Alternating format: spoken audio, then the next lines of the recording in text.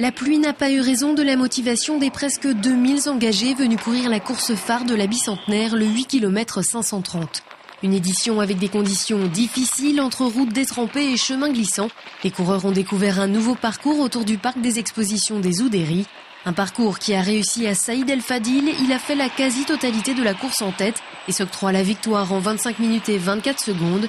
Une belle performance puisque l'athlète sablais se remet tout juste de blessure. Et pour sa première participation à la bicentenaire, il a été séduit. Je trouvais le parcours, il est pas mal, c'est un bon parcours. Malheureusement, ça glisse un petit peu parce qu'il a plu tout à l'heure. Mais je trouve que c'est très très sympa, c'est une course populaire. Il y a du monde, les allées, le parcours, franchement, c'est très très bien.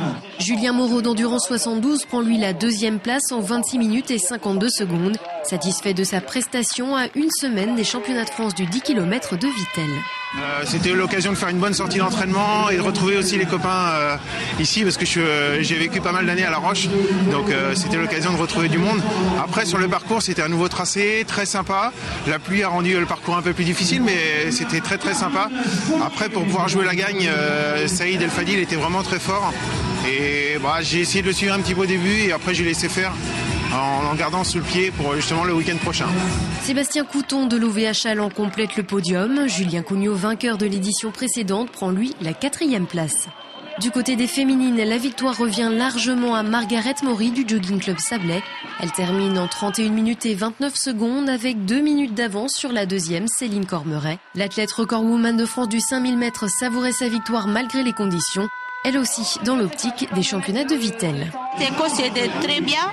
Et comme sur la route beaucoup mouillé, comme moi je n'aime pas mouillé, en fait c'était très bien. Ça monte un petit peu, ça descend, c'est bon, c'était bien pour moi. Comme c'est pas, il pleut beaucoup, c'était bien. Aujourd'hui je suis contente pour moi-même. Aux côtés de ces athlètes en préparation pour leurs futures échéances, il y avait aussi beaucoup d'anonymes. Avec 1926 classés sur le 8 km 530, la bicentenaire a une nouvelle fois prouvé qu'elle était avant tout une course populaire.